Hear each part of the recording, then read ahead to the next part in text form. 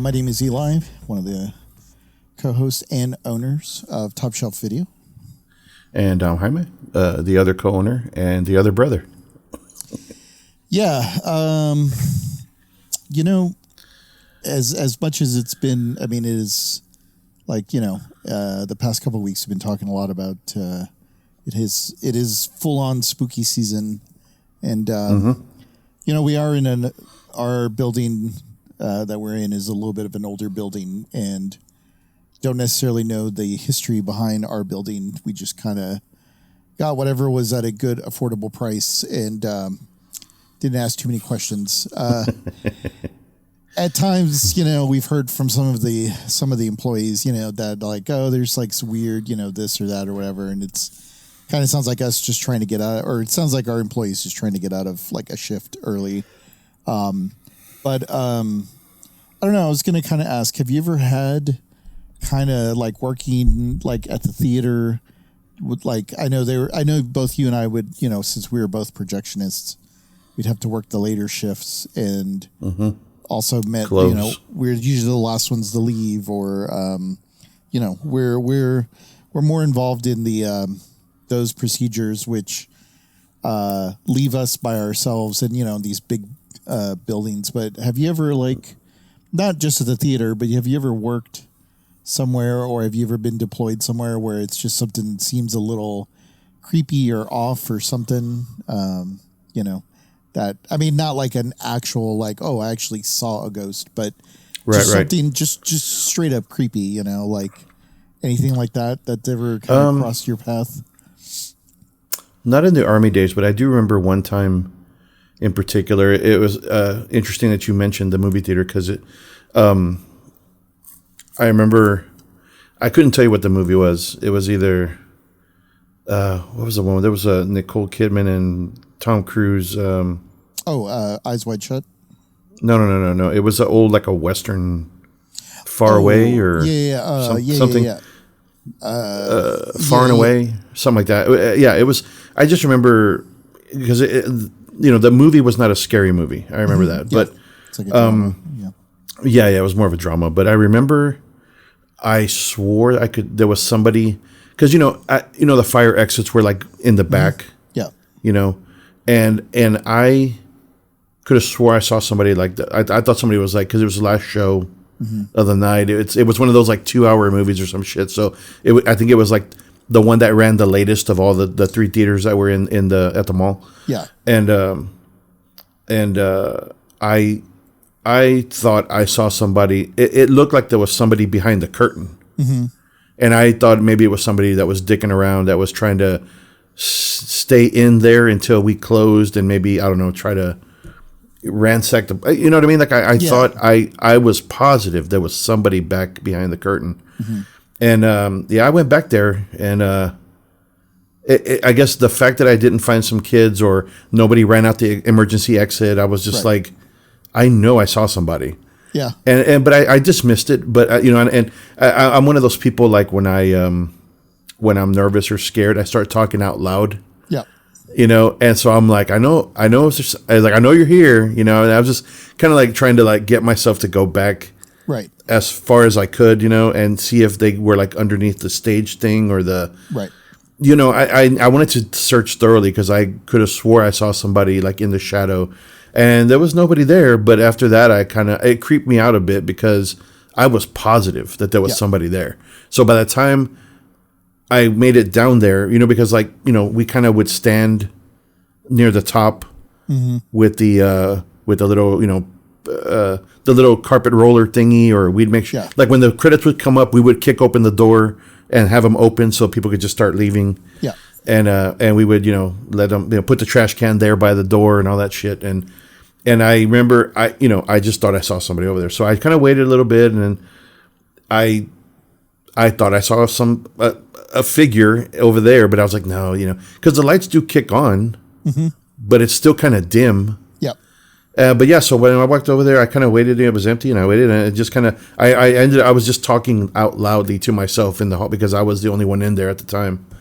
And I just kind of kept looking, as we, I went back, and I don't remember who was the manager on duty, but we had like the one person behind the concession. They were already kind of cleaning up and everything. And I went to help them, and I kind of just stayed looking at that theater entrance to see if somebody else would come out, Yeah. And it never happened. So I just dismissed it. I was like, you're just seeing shit, and I didn't think, but in the moment I was a little freaked out because I was just like, I thought I saw a figure over there, but yeah.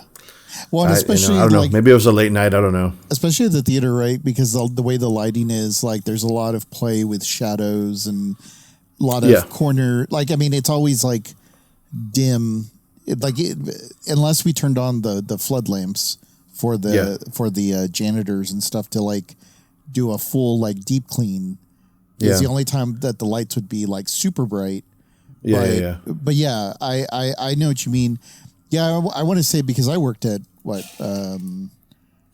or 5 different theaters during my period. Like, I worked at the same one you did, and then I worked at the one in Brownsville in the Sunrise Mall, and that one was kind of creepy. Even though, I don't know, more often than not, I was more worried about somebody like, I wouldn't say trying to rob the place, but like we were like a target because, we're in the mall, like at the one in Harlingen, but our location just kind of made it like very, I don't know, like we were like an easy target, I guess you could say, because we were facing like the one that we went to, right? You had to go into the mall. And so there's like a layer of protection, right? Because if you're not inside the mall and if you don't get to the theater before the mall closes, then you just can't get in. But we had like doors facing outside of the building on the outer edge of the mall. So like cars would always kind of drive up and do like a slow drive by or whatever. So I felt like for me, I was more on edge of just making sure that I was being like vigilant as far as like, is there a car slowing down? Is there a guy coming out? Are there people like, you kind of have to do that, when it gets later, and especially, you know how it is like on the weeknights, you have the least amount of employees because you're trying to save on payroll and all that jazz. Sure. Whatever. Sure. But, and then I worked at the one on Ed Carey, and then I worked up here, in McKinney, and then I worked in the one in Dallas. But yeah, it's kind of funny because the only thing that makes me think of that large building spaces, because the only time that I kind of got freaked out when I was working, on a project, and it was much like what you were saying. It was more, so it's this old building in Deep Ellum, downtown Dallas, where the name of the company is Real FX, and they are like I don't know if you ever saw that movie, Book of Life. I think it's like the I guess the counter to like the one that came out a little bit later, that I guess the one with Coco.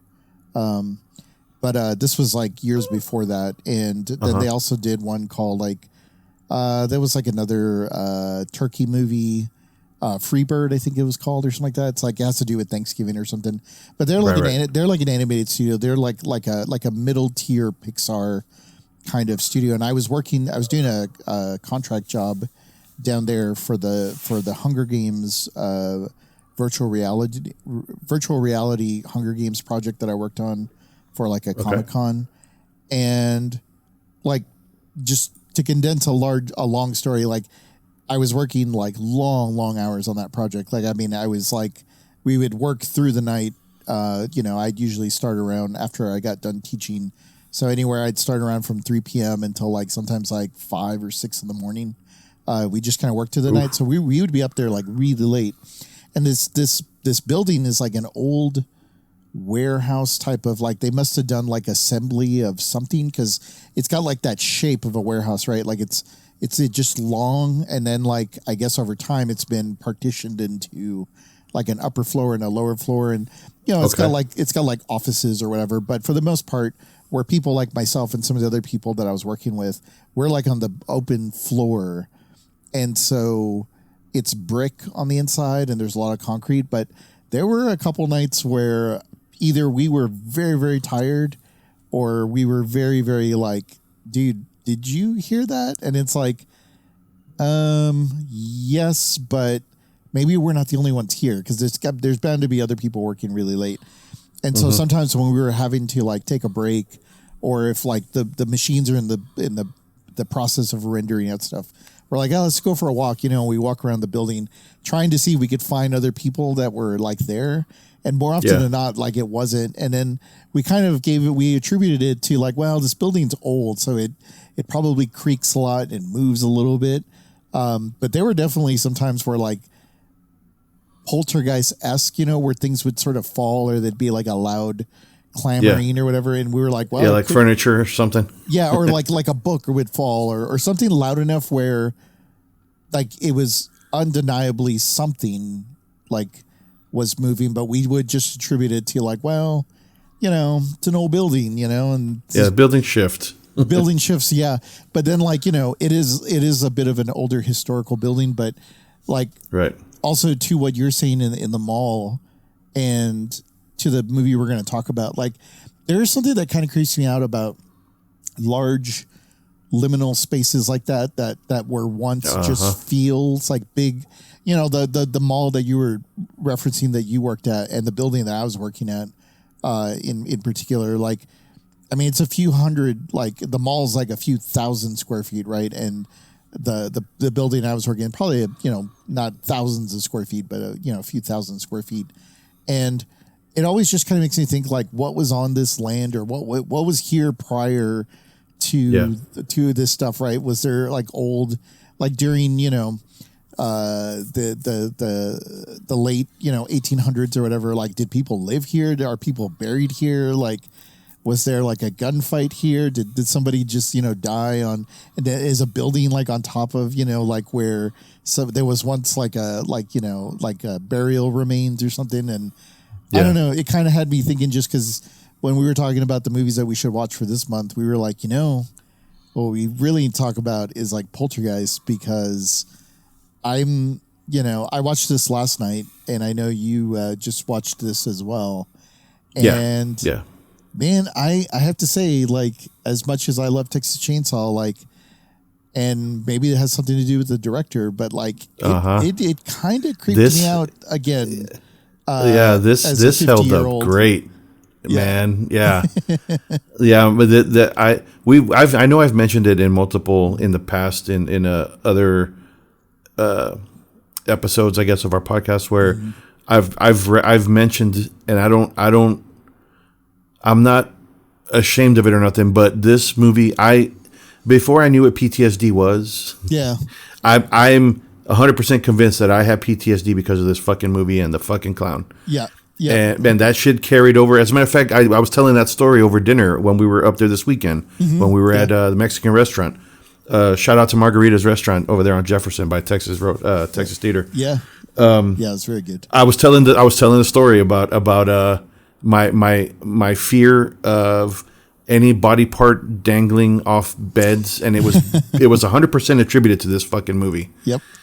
And then I told a story about, in my 20s that my toddler scared the shit out of me and I almost kicked him into the wall because I was terrified because something grabbed me in from a dead sleep, and then something grabbed my foot, and that was my bigger fear than drowning or dying in a plane crash.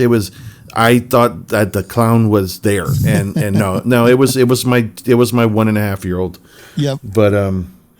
But yeah, so I needed to, I guess I needed to watch this. We needed to do this one to just, I guess, have it on record and formally get this out of my system, because I'm past it now. Now, but up into my mid-20s, I had that, whatever that phobia is of your feet dangling off because the boogeyman's going to get you. Yeah. I had that going into my mid-20s, and it's been a good, another 25 years, but I'm the house is clear. The house is clean. The house is clean. I think we'll talk about the particulars. This is one of the few times where like I don't feel like we have to really run through the entire movie in regards of like of like it's the main playthrough of the movie, because I feel like this is a very like seminal movie for a lot of people, and so I really kind of just want to talk about some of our favorite scenes, because when I was watching it yesterday, I kind of was a little like there was a lot I did not remember. And funny enough, like the things I do remember, like like what you were saying is like so like screen burned, like, you know, like when you leave a TV on for too long, it's so screen burned into my brain that I remember them like to the T. But a lot of the other stuff that happens between those sequences, I did not remember at all. Like I was just like, wait, did this happen in the movie? And that's funny. I remembered everything. There were a lot of things I just do not remember. And we'll get into it. I mean, up to the screams, dude. Up to I remember the scream of like the mom, the scream of the dad at the end, the scream of the little boy. All of that shit was burned because like when I'd hear it, like I almost like regressed back to like a fucking like a 10-year-old or 11-year-old because I like when I heard the scream, I was like, I remember hearing the terror in the voice of in the movie, like the man, they did phenomenal acting. Yeah. I gotta say, I because I remembered all of it. Yeah. So we can and what's crazy, we can get into it. What's crazy is there's a lot of things just from the production side of things like that, and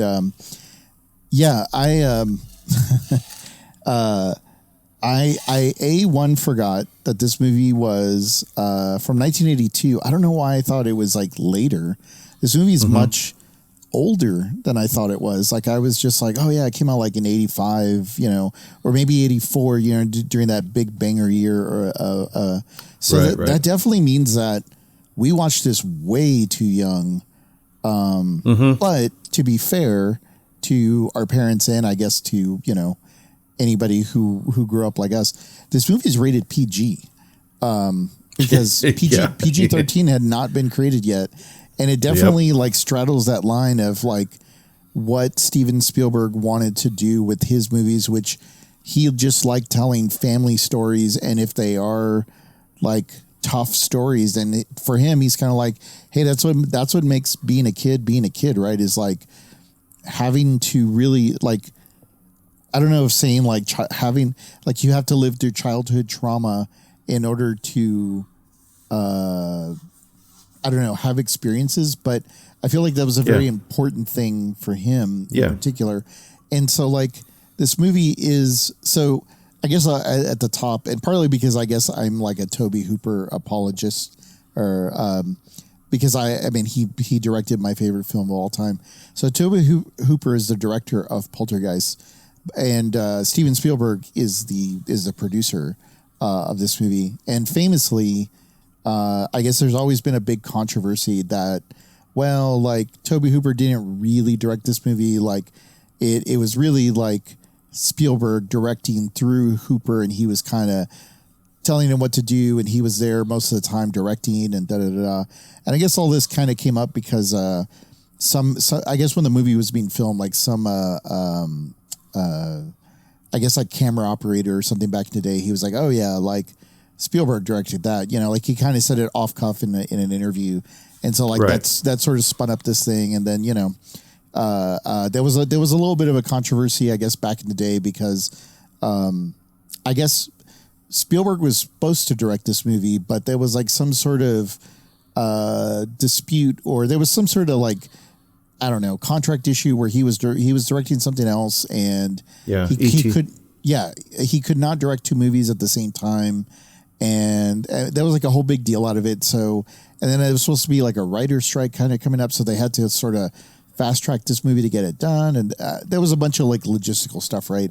And so they got Tobe Hooper to direct it. And then afterwards, there was a lot of controversy because I guess like Spielberg did a lot of the interviews about the movie, and he really promoted it. And, you know, it's one of those classic like studio things, because they were like, well, Spielberg's Hollywood gold, he's the bigger name, of course. So let's put his face out there because we want to make our money and blah blah blah. So, and then unfortunately, like Tobe Hooper died much younger than I guess people would have anticipated, and so like in to some degree, he was never able to really defend himself.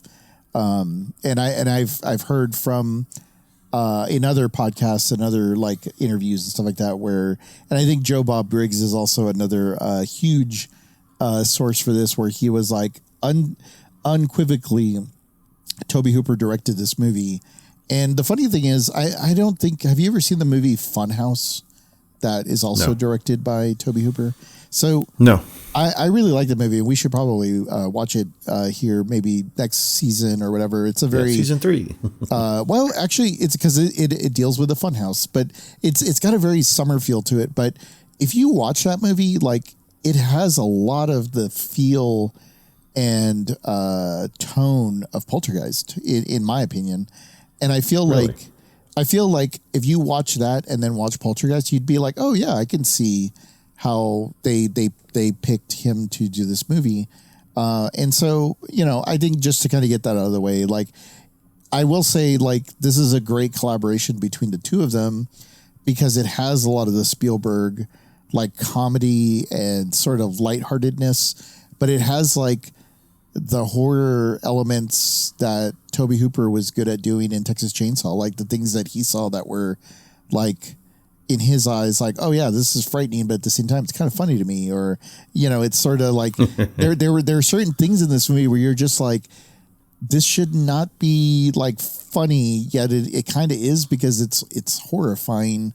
Well, at least for me, it was horrifying. I think for a lot of younger people, and we'll talk about some of those scenes in particular. But so yeah, Tobe Hooper directed this.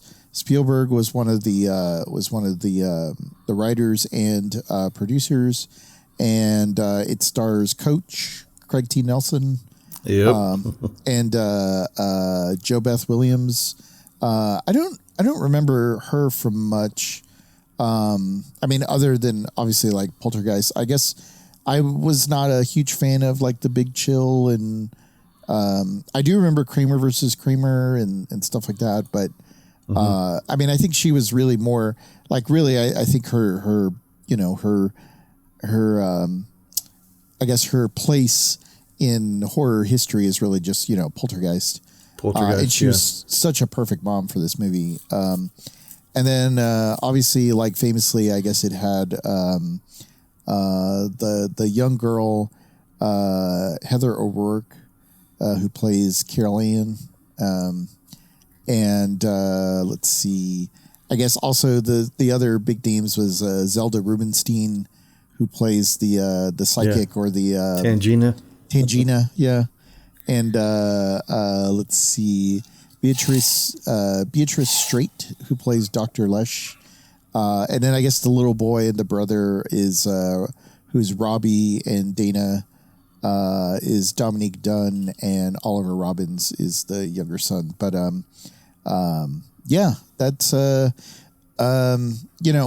will say, like, just from a pure production standpoint, like, and I know, again, we're band nerds or whatever, but I do not think this movie would work without this soundtrack from like, what's his face? Goldstein. Is it Barry Goldstein? I'm trying to remember who the, Jerry Goldstein. That's right.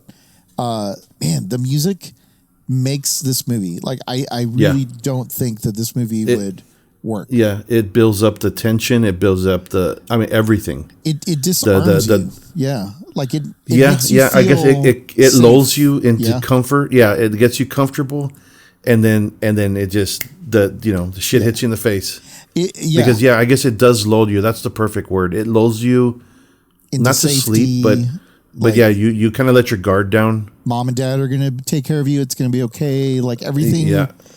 Everything that it's funny. Like, I feel that's where like Hooper and Spielberg were probably both very good at, in that reversing the things that we thought were safe. And I think the biggest thing out of this was like, oh, if you're in the suburbs and you live away from like the old creaky house in the middle of, like the Texas Chainsaw Massacre house. Out in the middle of nowhere in Texas. Or the scary, like, the scary building in the inner city, sort of thing. Like, the suburbs is the safest place you could be, and they completely like stripped that away from you with the music and the visuals and everything that just looks like everything that we were, right? Like, we weren't Yeah. We were probably low income, middle class at the time, but funny enough, like, we moved into an area that was being developed when we moved in. Yeah. Remember, like there were not very many houses. Yeah. We used to go bike riding on the dirt mounds and stuff because they were still developing, phase whatever. Yep. And we were probably like phase 2 or something of that. I think so. Yeah, I think so. The front by the convenience store, all of that was like the first phase. That's phase 1. And then when you made that turn going to where the high school is now, we were essentially phase 2 of that development. Yep. Because where the high school was at the time, it was just fields. Yeah. And the only road going out there was what was that, Dixieland? Yeah. Dixieland Road out going towards what ended up being the mall. Yeah, and that just led to what do you call those? A reservoir, like a water reservoir. Oh yeah. Yep. So I mean, we were like on the far outer edge of the city, so that's probably why the land was cheap, and that's why everything was sort of cheap. Which again falls into the trap of like, well, why is it so cheap? It's like it must be cheap for a reason. Like, and it's funny because like all those things hit at the perfect time for us to watch this movie as we moved, from the city we grew up in to the new city that we were moving into. I mean, even though it was only like 30 minutes away, but seeing houses being developed and seeing things like just being built around us, right? Like we watched this movie about this guy who's selling homes and they're building houses and there's constant construction around them. And yeah, I mean, it just, that along with the music. And I think just the way that the initial tone of the movie is sort of set, it's I have to say in a way, it's like masterful in that, like I don't think it's that easy to sell a ghost story like this, seeing that before this, we had a couple of other like famous haunted house movies, The Haunting and I think probably the most famous one probably being the Amityville House. But when you look at the Amityville House, it's like, well, yeah, of course it's haunted. Like, what do you expect? Like, just look at the house. It looks like it's it looks like it's supposed, like it came with ghosts. Yeah, exactly. Like that's part of the amenities. Yeah. It's part of the amenities that come with the house. And when you buy a house in the suburbs, it's supposed to be like, it doesn't have like the history behind it, right? Like, it wasn't once a slave owning house or some sort of weird. Oh yeah. No, all those houses are like cookie cutter neighborhood. They all look, a couple of different models, but they're essentially all the same. Yeah, which is funny. And it's in that one scene where he's showing off the house, and the house looks exactly the same as the house, like the house they're in. Yep. And I remember that about our neighborhood growing up is like when we go to like our neighbors' houses or whatever, like not all of them, but like every other house or the house that was on the lower scale of cost, which is the house that we were in, had almost the exact same layout, but just slightly like turned in a different direction because it faced east or something, like. But there were 2-story houses in the neighborhood, and then there were the 1-story houses in the neighborhood. Mm-hmm. And I mean, it was like when we'd make a new friend or whatever, we'd go to their house and we're like, hey, there's a brick wall here between the dining room and the kitchen, just like ours, Yeah. And and if it wasn't for the fact that Dad put in the wall, that like he built that wall to separate, and but because otherwise it looked the same as half a dozen of the other houses that were in the same block. But I did. I noticed that too. I did notice that it was almost like the scene cut right into like the same. Because I even remember going, "Hey, the table's gone," and then they walk in, and then I was like, "Oh shit! Okay, he's showing a house." Yeah. He's trying to make a sale. It's funny because I've going back to what I was saying earlier. Like I forgot about so many scenes. And that was one of them where I was just like, oh, I remember as a kid going like, wait a minute, like the houses are very, very similar. And I was like, oh, that's right. Because now that I'm older, I understand like how construction like that works and all that stuff, right? Where it's like, you want to keep costs like low. So That was not a custom house neighborhood, right? Like it's not like the Amityville house, right? Which is like they build that one house, and it's like on a big estate of land or whatever. Whereas these houses are like, well, how many can we build? And they kind of get into that a little bit later and whatnot. But so yeah, let's see, Poltergeist 1982. Let's see if the Psychotronic video guide has a listing for this movie. Let's see. What do we got here? We got the Phoenix, the Warrior, Photos of Joy, the Pickle. Let's see. All right, we have. Okay, it better not go to 2 and 3. Guess what? It goes to 2 and 3. Get the fuck out of here. Yeah, it's weird. Let's see. We go from Police Story 2, Police Woman, a Polish Vampire in Burbank, and then it goes to Poltergeist 2, The Other Side, and Poltergeist 3. Well, that's just not right. That's interesting. I'm a little disappointed in the Psychotronic video guide for the second week in a row. But let's see. IMDb says a family's home becomes the center of a paranormal activity that opens a doorway to the other side. With help, they must cross over to get their daughter back. Yeah, I would say, I know they remade this movie like a couple years back. I never saw it, and 2015. I was kind of like Point Break. I don't. Yeah, I don't want to watch 3. I don't want to. Yeah. Why mess with perfection? Can't make me. Yeah. Yeah. You can't make me. I was disappointed because I had to do a little more searching than I thought was necessary. When I kept trying to find the movie to watch tonight. Oh. And it kept pulling up the 2015 version. So I resorted to. I ended up renting it on Amazon Prime. Oh. Because it was like Tubi, all the free shit. It had the 2015 Poltergeist, and then it had Poltergeist 2, Poltergeist 3, and I was just like, oh wow, that's weird. Yeah, I was surprised. You know what it probably is because I watched it on HBO Max, so they probably, and this is why you need to come to Top Shelf Video.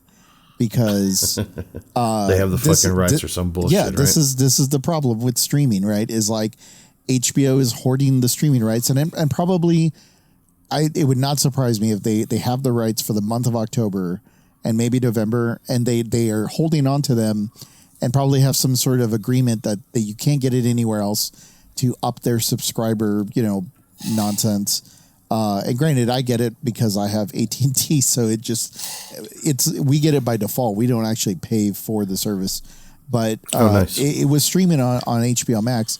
But yeah, that does not surprise me. But I can assure you, whether this is a Top Shelf Video or not, this will be available to rent, and we'll always have the best selections at Top Shelf Video. Like, we actually haven't done a commercial for like Top Shelf Videos, so maybe we'll have to do that at some point.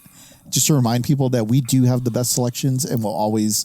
Oh, we got to do that shit. It'd be like a cheesy, like the cheesy Ghostbusters commercial in the beginning of the movie. Yeah, and we could do it there at a video crypt. Oh yeah, yeah, we should do that.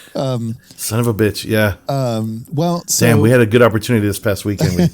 Opportunity lost, man. We could have had some cameos with our nephews and grandkids. We'll have more opportunities. We'll make that happen. But yeah, cool. We'll assure people that we will have Poltergeist, and if we don't have it, we will log you down and we'll make sure that you get it. But yeah, so 1982. I like I said, it's pretty straightforward. It literally is the girl is captured by a ghost in the house, and the family is trying to get her back. And the whole movie is basically that. There's not really a whole lot to it. You get the layers as you kind of go, which is why I was saying, like, I kind of forgot some of the parts that kind of happened.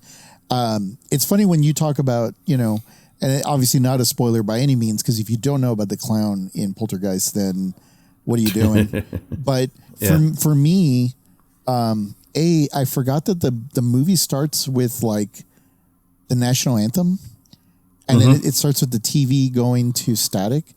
Yeah, that is the thing more than the clown or the tree or almost anything else. The thing that kind of scares me the most is like, or two things really, but one being the static on a TV in a room like that by itself. Like I forgot that TVs or that used like television that used to happen. They go off the air. Yeah. I think that concept is foreign to a lot of people of like, what do you mean they went off the air? Like their signal there went down. There was no programming. It's like, no, people went home because they were not going to have somebody working 24 hours. Yeah. And they literally would go home. And so the last thing they would play is the national anthem. And then it would go off the air until the next morning when, Johnny Canales would come on at 6 a.m. or, like the guy who, had his whatever television show at 6 a.m. before. Yeah. It's funny that this movie reminded me about so many things that younger people just don't. From growing up. Yeah. There's no concept of that, right? Which is like, there was not 24-hour news. There was not news in the morning and at noon and at 5 and at 6 and at 8 and then again at 10. Like it was more like the news came on like in the evening and that was pretty much it. It wasn't until during our time period, I want to say, is like when they started doing morning news, and then they were like in the big cities, it was like, oh, we're going to talk about the traffic, and then it's all like fluff pieces or whatever. And so like this movie kind of reminds you of a different time era, right? Of like all that stuff. And for whatever reason, like hearing the national anthem play off and then going to static, like that always creeped me out. And then the other thing is a light on in the closet. Like the closet needs to be closed and there needs to be no light because in this movie they leave the closet light on and the door open. And I was like, why would you do that? Because like we see why you don't do that, and it happens later in the movie. But we got our life lessons and education from like horror movies like this. It's like routines. We were learned. Yeah, we were taught to don't let your body parts hang off the bed. Right. Close the damn closet door. Turn off the light. Right. Tuck your blanket under your feet. There's no reason to have it exposed over the bed. Turn off the TV so you don't get the static.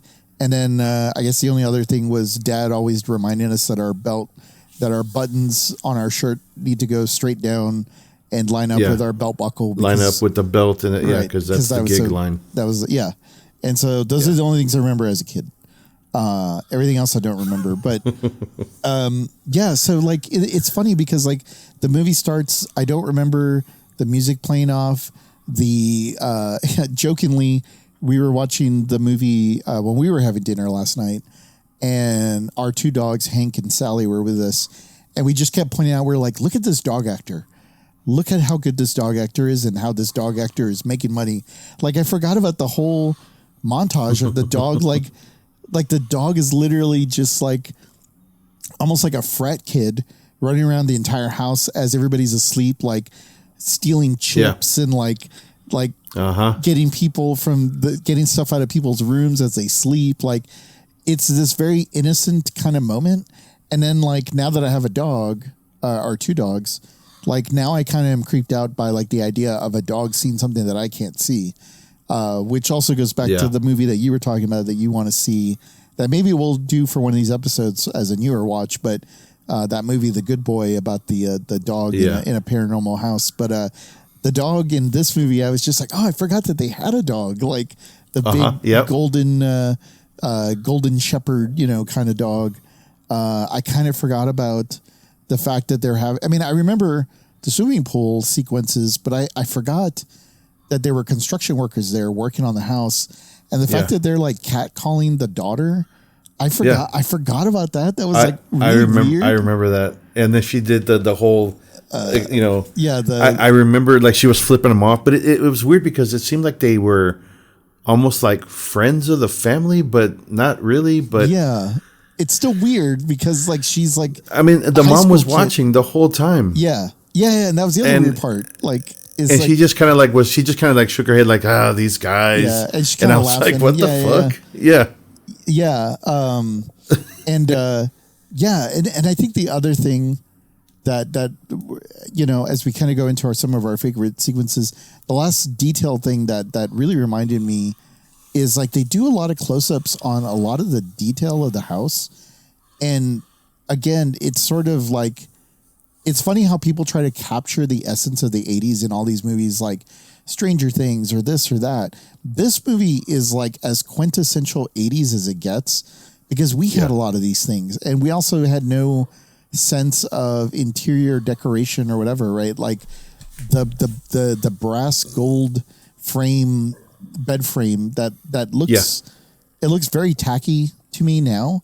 But I remember back then it was like, oh man, that's a really nice, high-end elegant stuff. piece of your house, even though like I think we got ours at a garage sale or something. Like seeing the tile, like the that white tile over like the counters and the bathroom, and like obviously now I know as a homeowner like how cheap like some of the materials were, but like the accents on like the doorknobs and like the little curtains over like windows that don't really make sense. Like everything was very like well pieced out, where they had they have a record player thing, but then there's a bunch of photos on top of it. So they probably can't even use the record player. Like that's all stuff that we would do, right? Like, we didn't have like nowadays, like people are very particular. And it's like, oh, I don't put anything on my record player, cause I like listening to records. It's like, well, so do we, but we also like we were being a part of a family that was growing up like this family. And so you put photos wherever you can put them. And you put like lamps wherever you can put them. And the lamps are all mismatched. And like nothing had like this curated style. It just looked like somebody in the 80s. I was like, oh, that's cool. I'll buy that from Montgomery Ward's. And I set it up in the living room and I put that in the kitchen and I put this over there. And it doesn't feel like a Hollywood. That's what it is. It doesn't feel like a Hollywood. It doesn't feel staged. Yes, it does not feel like a staged Hollywood house. It looks and felt like a house that we grew up in, and that's what maybe made it even creepier for me. Is like because it was normal. Yes, this is all. This could be us. This is real shit. Yeah. And so seeing all that from the beginning. What were some of your like sort of favorite parts, of the first half of the movie before we kind of get up to the, I'd say like the first major break is like right when Caroline gets taken the first time. But like prior to that, what were like did you have any like scenes in that first, I don't know, that's probably like the first 30 minutes of the movie. Were there anything that kind of called back to you that you were like, oh man, I remember this and that? The kitchen scene.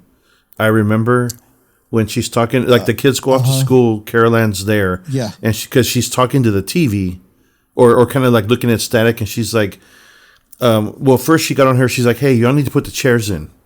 Oh, that's right. And then she goes to do something and then she looks back and then the chairs are all like, all 5 chairs are perfectly all separated from the spaced out from the table. And she looks at that Caroline, she's like she was just sitting there, like did you she kind of nah.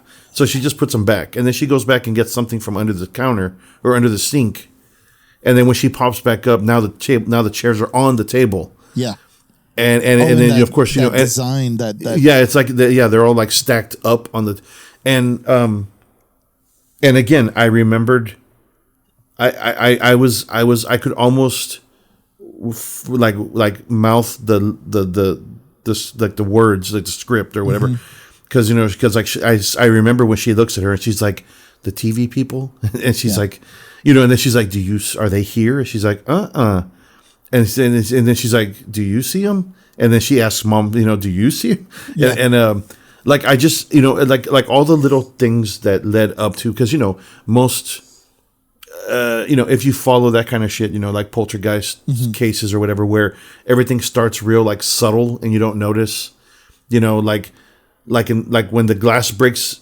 on Robbie's, the glass breaks in his hand and gets milk or whatever all over before she goes to school, and the cat calling. He was like, it wasn't me. I wasn't doing, and at the time, because the kids are already they're all like throwing cereal and Cheerios and shit. So if you're not paying attention, you would think that it's something that happened with them, and then the chaos with that shit is over. And then Robbie looks down at his spoon and his fork and they're all fucking twisted. And he's like, what the fuck? Like, yeah. I mean, he doesn't say that, but he's like confused. Yeah. And again, I gotta shout out to the fucking acting, because I think Robbie was probably one of the best, like the most memorable things I remember is his, like when they told him, okay, I want you to be scared in this scene. He fucking did a banger of a job. Yeah. Yeah. Being scared out of, like playing, like looking scared out of his fucking mind. Yeah. Not in that scene. In that scene, it was just like confusion. Right. But later, obviously the right up to where she gets taken, the tree incident happens, which is what gets everybody out of the house. Right. It's leaves like Caroline alone in the room. Yeah, yeah. It's a distraction. Yeah. Yeah. So yeah, his being scared of the tree. We did not have tree, because our bedroom window was along the backyard. Yeah. And we had mom had her. The clothes hanger. The clothes hangers out there. So there wasn't a tree by our window. Right. Right. We were part of that new development. So like trees hadn't grown. Yeah. There wasn't some old historical tree. Yeah. Right. Yeah. All the trees I think we planted, or they came as part of the landscaping package or whatever. Yeah. So yeah, we didn't have anything that was like scraping our windows or kind of giving us that freaky, But his acting with the confusion at the table, and then his horror when the tree comes through the window. Yeah. Those were the I guess the main points for me that I remembered. It.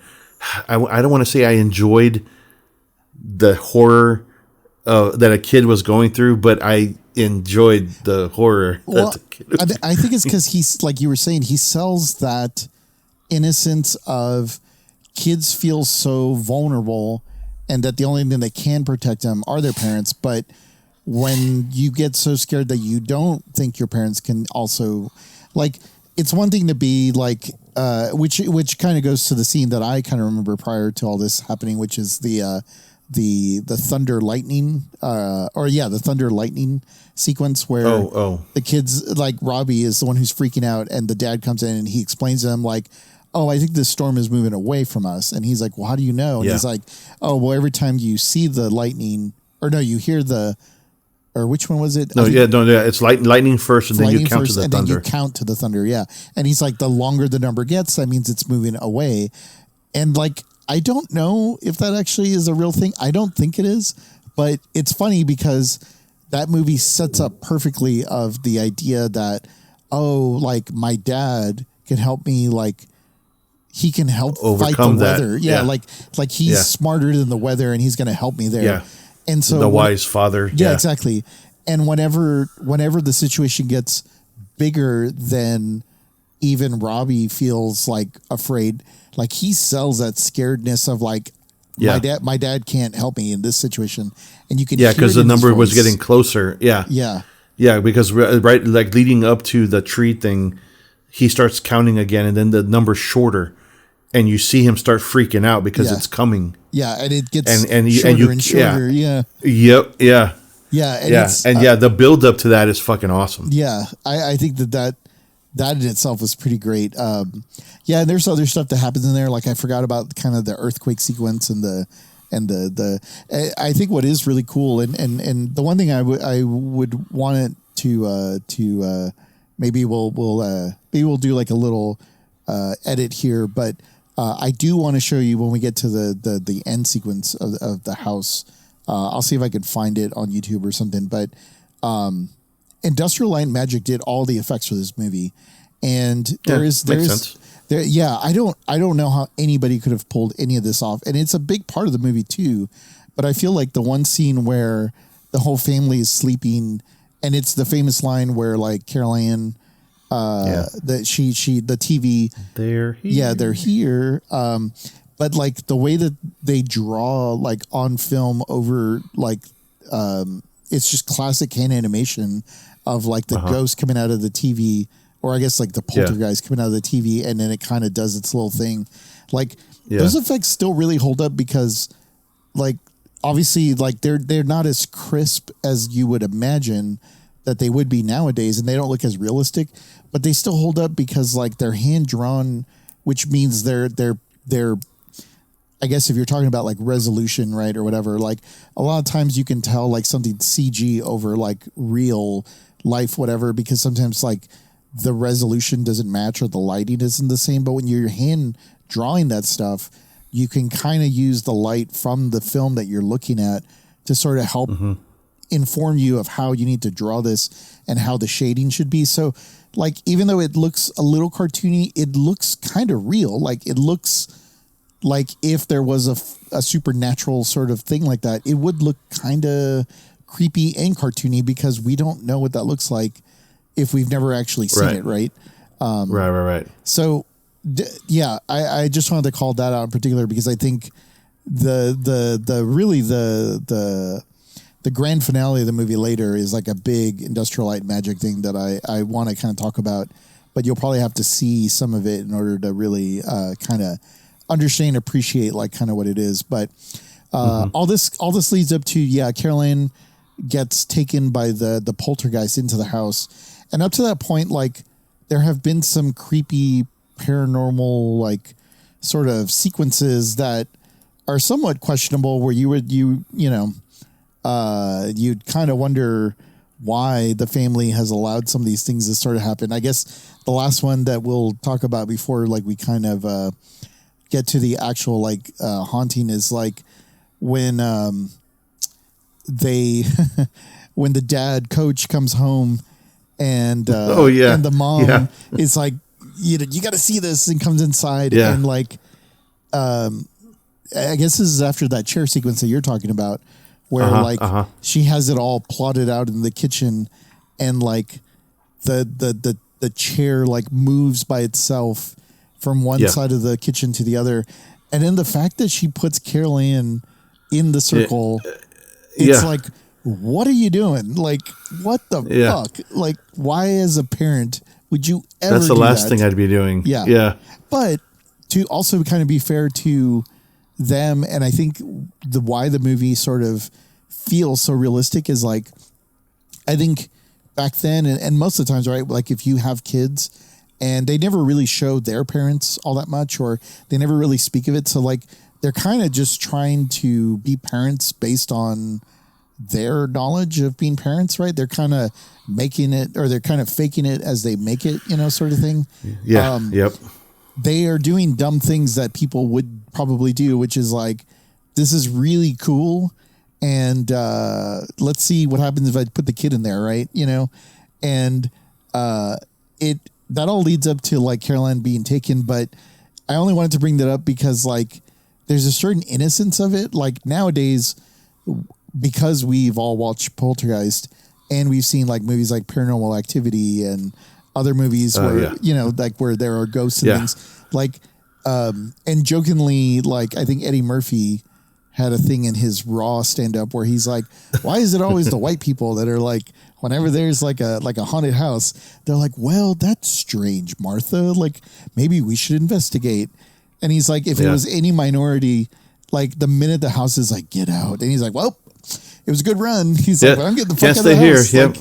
Like, it's always the, now, we paid too much money for this. And then like, I don't know, like any minority would be like, nope, doesn't matter. I'm out. Like, fuck it. I'll explain it to the bank. Like, I am not living there. Oh yeah. My movie would have been really short. Once the chairs were on the table, I wouldn't have stuck around. Yeah, no. That would have been enough. That would have been enough for me to be like, okay, there's that. Yeah. I'm out. but it also, again, right, like it does fit into the whole, like, well, I can't really move, we got this house and, that's part of my job and blah, blah, blah. But, it's just kind of funny when you kind of watch some of that, but at the same time, kind of makes sense. And so, that all leads up to the night where there's another storm. It gets closer. The creepy tree outside the house literally just fucking grows arms and pulls Robbie out of his room. And I can't even begin to imagine what the parents must have thought running into the bedroom, and then like these two giant branches of like tree beard or whatever from Lord of the Rings is like pulling him out of the room. And I mean, to be honest, I mean, when the first storm comes around, they are in the bedroom rolling joints, and mom is smoking weed. Yeah, it's true. If you remember, so when Robbie comes in, it's like the storm's coming, and then Coach ends up going to go lay down with him. Right before that, they were smoking weed. So I would think that they, if they were dabbling in that stuff, that when they see the tree coming through the tree coming to life, grab their kid, they might have been like, this batch is the shit. Yeah. Oh, I didn't even think about that. Yeah, they're like, oh damn. Then they're like, oh shit, that's actually happening. Like, I should. Yeah. We're not tripping. Yeah. Yeah, and maybe it was legit Colombian or some like legit weed or something. I mean, like and maybe that's why they could be a little dismissive, because I mean, sometimes it's like, I mean, I've never partaken in marijuana. I think out of my fear for dad, and then once I joined the army, it was like you could get random piss test at any point. So I've just grown up without it. Never had it, don't need it, whatever. Yeah. But I have been around enough to know that you might. Oh yeah. I don't know if you think you're seeing shit maybe. So I mean, I mean, they were a young family. I think that's part of the whole reasoning to show them smoking weed and being like normal middle of the road Americans, right? It's like it's nothing wrong with a little joint. That was normal back then. Yeah, if you do it in your house in the safety of your own house, no big deal. But yeah. Oh, and the other thing I was going to say, right, leading up to the tree thing, the other thing that really again, kind of sold this, and I guess maybe this is something that's very much an 80s thing, and you don't see a lot of it nowadays, and it's because everything's so corporatized, and I hate it. Robbie's bedroom with Carol Ann, like, there's a Star Wars poster on the wall. There's St. Louis Rams toys everywhere, but they're all like they had a Rams helmet. Yeah, they're all brand name things that we would have. Like he has the Darth Vader. He had the Darth Vader action figure, the action figure case. We had that. Yeah, we had that, and so like seeing those details like sells it that much more of like it being relatable to us, right? And I only remember that because leading up to the tree sequence, and then like when the poltergeist like comes out of the closet, which again, that's why you fucking close the closet door and there's not a light on, because that's how the poltergeist gets you. Gets you through the light bulb or whatever is in the closet. It'll pull you through. So you close the goddamn closet door whenever you sleep. And I hate it when my cats or the dog like open up the closet door in the middle of the night, and I wake up to go. It opens real slow. Yeah, I wake up to go take a piss or something, and I look over and I'm like, why is the closet door open? It's like, God damn it, have I been watched this whole time? But yeah, I bring that up because like when the effects in this movie, I mean, outside of what Industrial and Magic does, but like the practical effects, like when the closet is sucking in Carol Ann and it's sucking in everything from the room. Everything. Yeah. You're seeing like the Star Wars poster and like the toys, the and TIE fighters on the floor. That's right. You see the TIE fighter flying in, and like the football and all the stuff that like, we either wish we had or had some of those things. And like that whole sequence where she's like hanging on to like the bed, like that is like legit creepy. Like, I mean, it's effectively a monster. You feel like, her hanging on for dear life on that shit. Yeah. And the way that the suction of the whole thing, and then like the bed flips up and kind of like flies into onto the door. It's funny because I'm pretty sure they did all that, and there's another sequence later in the movie that they use it again.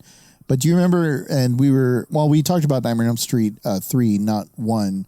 But in Nightmare on Elm Street 1, where we were talking about a little bit of the scene where I forget the name of the girl, but she gets killed and she's being drugged on the ceiling. And the guy's like watching her, and it's so I was listening. I have to make sure. I have to double check. I'm pretty sure. Yeah, it was a podcast I listened to called "What Went Wrong." It's a great podcast. I would highly recommend it. So they talk about Nightmare on Elm Street, and in particular, they talk about that room, the room that rotates, which is now like it's pretty famous. That concept of how it works, like you see it in Inception, you know, there's like that fight scene, and then there's the scene in obviously in Nightmare on Elm Street. Probably for us, you and I probably remember the scene from Breakin' 2 when like Ozone is like walking on the ceiling as he's like, I think he's got a broom and he's like doing stuff with the broom, and he just starts like walking on the ceiling, and then you're like, whoa, like magic is, or breakdancing is so magical that you can walk on the ceiling. So the factoid that they talk about in that podcast I was listening to, which was really interesting, was they did not have enough money to make that room for that particular kill. But the guy that designed that room and built it, he was like, I'll tell you what, he's like, because this all sounds really cool for this movie. He's like, I will build it and pay for it myself, but then I will lease it to you guys, and I have to retain rights of this room. Because the guy was thinking really far ahead, thinking like, I think this is a great idea, and I think this is going to be great for film. And so he built it, he maintained it, and kept it in a working function. And I don't know if he like copyrighted it or like put a trademark or like patented the idea or whatever. Right. But he retained the rights for it. So when you see it in this movie, which actually now that I think about it, that's a little weird because Nightmare on Elm Street came out after this movie, I guess by years, but I think they may have filmed it earlier. Like I think they may have filmed it in 82, even though it didn't come out until 84. But this room in that one sequence where the mom is dragged across the ceiling, it's the same room, and this guy owns it. So he like got kind of famous and also made a lot of money because whenever they wanted to do this, he's like, well, I'm the guy, you come to me, I've got the whole setup, and then we could just use it. Come to my studio. Because it's built in a way that you can have the camera set up and there's like a whole rig for it or whatever. But I just wanted to bring that up because I think they also use that in the sequence where Caroline is being pulled into the closet, because obviously like somebody is hanging, even though the camera looks like it's normal. The room is actually on its side, so that way you get that effect, and then all the stuff's kind of getting sucked in. When all three of them are kind of like mom's at the door, and then Robbie's closest to it, and then he grabs, and the three of them kind of get pulled in. Okay, that makes sense. And so Caroline gets taken. That leads to like I guess like the second act of the movie where they call in the paranormal investigators. I guess that's what was it, Ms. Lee or Ms. Lesh. Lesh, that's right. I'm sorry, Dr. Lesh. That's right. So it's kind of funny because they call them, and they finally, after all of this, until there's been a tragic event, they finally call in somebody to help deal with the situation. And I love, this is actually where I do think like Spielberg probably had a lot of notes, because there's like a very great comedy tone in the second act that I really like. When like all the paranormal like investigator guys show up and they have all their equipment, and they're talking with the family about like, tell us about some of these events, and and explain to us this and that, because a lot of the times these things can be really just be explained with electrical this or that, or sometimes there are radio frequencies that play this and that, and they're trying to like be very rational about it. And I just love how they turned that on its head so easily. He's like, well, there's a lot of things that go into determining whether a house is haunted or not.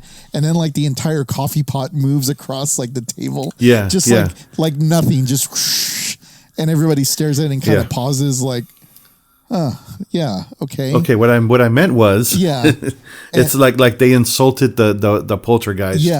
And it was like, and then it just it moves the pot, and then she stops and it's like, I'm sorry, what I meant to say was like she changes her tone. And I love that too, with the whole like where they go ask to see where the room is where Carol Ann is, and the guy's like talking about how like, oh yeah, like we filmed a toy that moved 7 feet in the span of like 24 hours, like.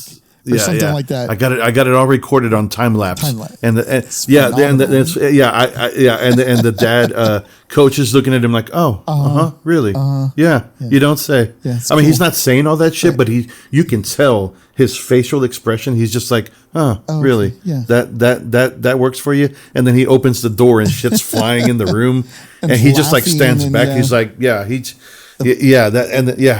poltergeist is just going ape shit in that room. And again, man, that work by Industrial Light and Magic. I mean, it obviously it looks fake, but like for somebody like me, there's like the detail at some of the things that they did for that time period prior to computer work.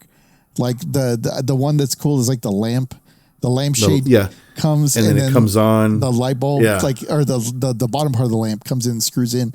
But what's cool about that is like the lampshade is actually transparent and you can kind of see through it, which is not an easy thing to do in 1982, even the way that they were doing it. I mean, that's even more complex than what they were doing in Star Wars at that time, because like having something that's transparent is not an easy thing to do on film when you have to like cut it out by hand and you're overlacing it on top of other film.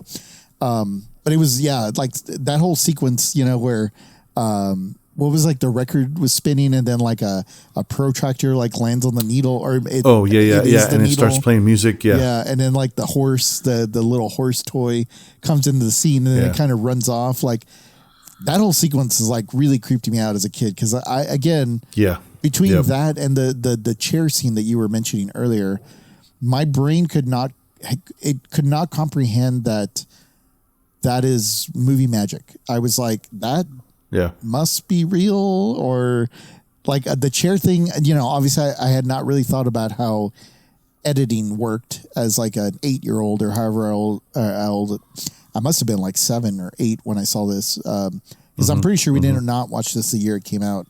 And usually, no, I'm sure we watched it on. It was on HBO by the time we were watching it. So, but you do remember, so maybe like 6 months later. Yeah, I mean, it came out in what, summer of '82? Yeah, but the thing if I'm not mistaken, if you remember, like HBO when they would get movies, sometimes it would be like a year, or sometimes even like a year and a half after these movies. Like they would not, because I mean they would stay in the theaters like for a lot longer than they do now, right? Like remember, like sometimes like Indiana Jones or whatever would be in theaters for like almost an entire like year, if not even longer.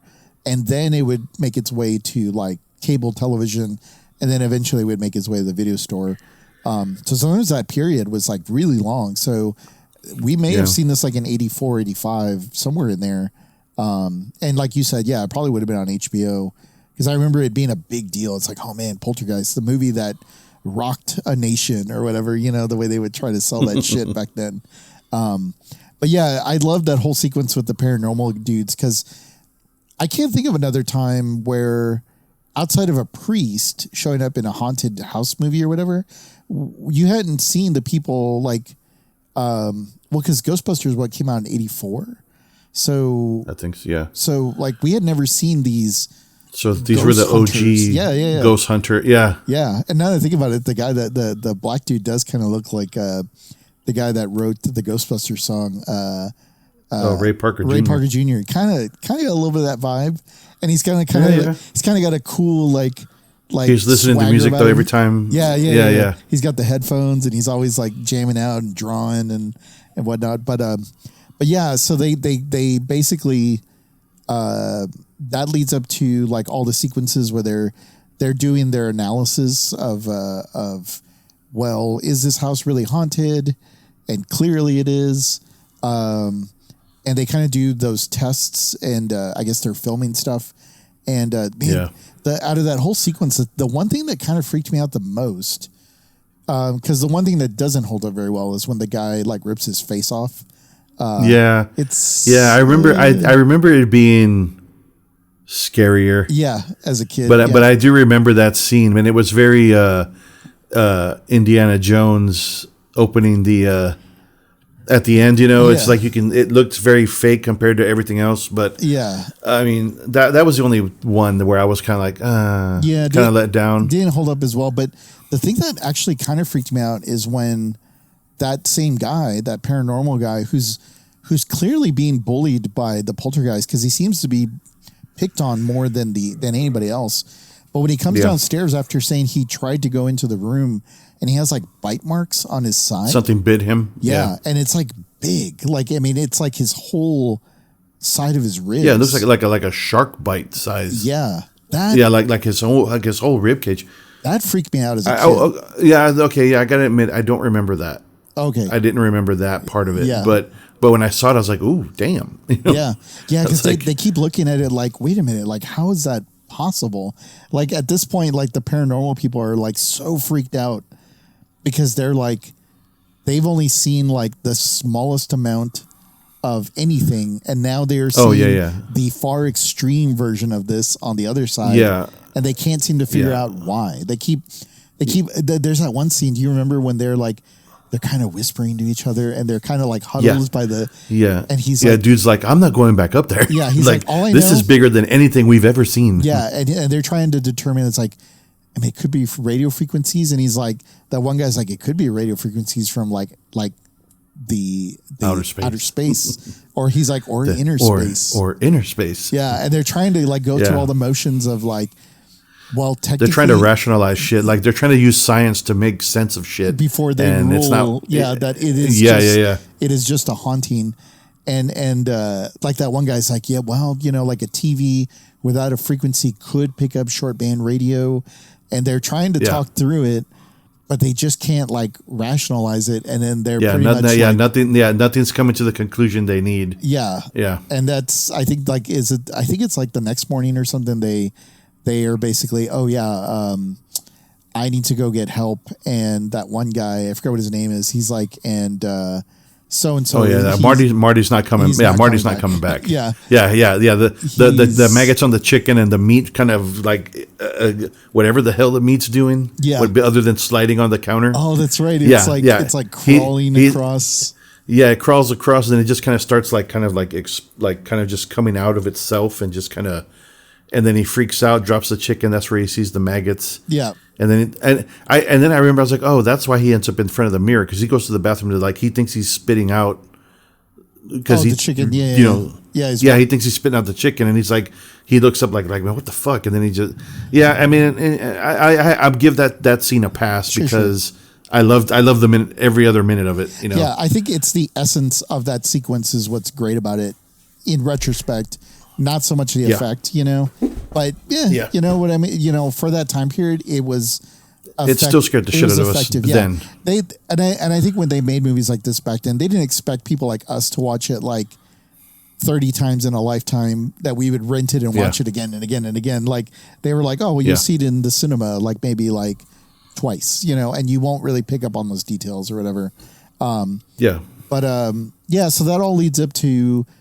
The Dr. Lesh saying like, oh, I got to get fucking back up because this is like beyond anything that I can handle, and I'm gonna go get back up. And Coach gets a visit from his boss because he's like, hey, you've been missing a lot of work, and we're kind of worried that maybe you're thinking about taking another job somewhere else, so we don't want to lose you. And it's kind of funny, like. Obviously, like, I guess Spielberg would have been like in his young 20s, 30s, probably. No, I mean, he couldn't have been more than 30 when he was making this movie. But it's funny how you can see like the beginnings of like evil, like capitalism corporations, because like in like when I watched it originally, I never really thought of the landowner people as being the bad guys. It was just almost like more circumstance. But when I listened to this conversation in more detail, when he actually takes Coach for as a walk, grown up, as a grown up, about the abuse of like capitalism, basically, right? It's like, well, we're gonna make lots of money, blah blah blah, and like, and he's trying to. He's worried that he's going to lose his best person that's going to make him the most money. So he's offering him a house at the top of the hill that'll have a great view, and just as long as you don't leave, don't leave the company. And he's kind of like, he doesn't understand why he's offering all this, and then he explains to him, he's like, oh, because we're moving into phase 5 of all this, stuff, and we want to give you a primo, like you're going to get the first location in phase 5. It's going to have a great view, and it's going to have everything and anything you want in it. And, we just want you to make, I think he talks about how like there's $70 million worth of money to be made here. Oh, and that was the other thing. He says like, we should have made you a partner of the group, but we realize our mistakes now, and we want to, he's more worried about losing money than he is about even the fact that he's telling him like, I have the flu and my whole family has the flu and we've been very non-functional. Like he's not even listening to him. He's just like, he keeps selling him on the idea of he's like money. He's like, I don't mean to keep asking questions. I just couldn't help but notice all the electronics there. I hope you're not thinking about changing into another career. And he's like, I got hobbies. It's such a corporate asshole. Yeah, instead of asking, are you okay? What can I do for you? Like, what can we do to help you? It seems like you guys are having a really rough time or whatever. None of that. Like, he just butters him up with like money, money and land, and which leads right up to the cemetery that they're at the top of the hill, and he's like, well, I'm not going to have a lot of room for a swimming pool with all this, with this cemetery back here. He's like, oh, it's no big deal. Like we'll move, we'll relocate the cemetery, and people will be, able to visit their loved ones somewhere else. Yeah, 5 minutes away from here. Yeah. And then he explains to him, he's like, well, isn't that like kind of sacrilegious? And he's like, well, we've done it before. Yeah. And he's like, in the phase that you're living in right now. And it's just like, oh shit. Like, and two things about that. I think it's funny because one, I think most people, this is where most people get it's built on an ancient Indian burial ground. Like that is not the case in this movie, even though I think a lot of people just filled in that gap. Mandela effect, that shit. Yes, exactly. I think that's what that is. I think it comes from this movie, and I think that's what people like want to believe. But I will say, when I was working and the TV was on the background today, I forget that the second movie, the Poltergeist 2, does have a lot of like tone Indian or Native American like tone of like the spirit world and all that stuff. So right. It is. I think that's where people like kind of get the tie-in, because they're like, wait, was that in the first one or the second one? Sort of thing. And then the other thing that I think is really cool about that is, again, Industrial Light and Magic. When they show the cemetery from like the more like wide angle shot, the matte painting of this massive cemetery that just kind of goes over the hill, and it fades over the hill. So that means that this is a big cemetery. Right. That painting is gorgeous. Like it holds up super well. Like, it's better than CG because, again, it's painted to the resolution that it needs for film. And he's got his hands like on the white picket fence, and it's just a massive cemetery. And you're like, dude, there's your problem right there. When your plumbing's leaking, it's like, there's your problem. We found it. And then, he just nonchalantly, he's like, oh, we did that in phase 2 where you guys are at right now. And, again, as a kid, none of that really dawned on me until the end, right? Until, the revelation obviously, pops up out of the ground, and, man, does it ever? This was such a good movie. Yeah. The third act basically starts with like, I'll just call her Zelda. I know her name is like Tangina, but like Zelda would have been better for the movie. Absolutely. I mean, it should have been one of those actors that their character should have been their real name. Yeah, absolutely. I mean, because fucking Zelda would have made sense to have as a medium. Yeah. That makes more sense. Yeah, absolutely. And so, that whole sequence, where she helps the mom, like, basically bring Carol Ann back, like, all that is so cool. Like, I mean, you could just go on and on about all the cool stuff of that. I think what makes it interesting, though, is like the the things. I love the story she tells them. Oh yeah. Like everything, like when she's like, sit here in front of me, everybody get here, and then she goes into like lore, I guess, like that they're lost, but there's someone in there that doesn't want. I mean, I was so fucking I was like transferred back to being a kid on our couch, and I was like at the edge of I was just listening. Like it was the first time again, right? To Zelda tell the story and explain how the other side works, right? And how like I was just sitting there, just taking it all in, just re-fascinated again, because it's so practical, right? God, it's so practical to see the imagery and how they're explaining it. Whereas, we went to Sunday school, and there's like the hymns and the and the Bible and all that jazz or whatever, but it just.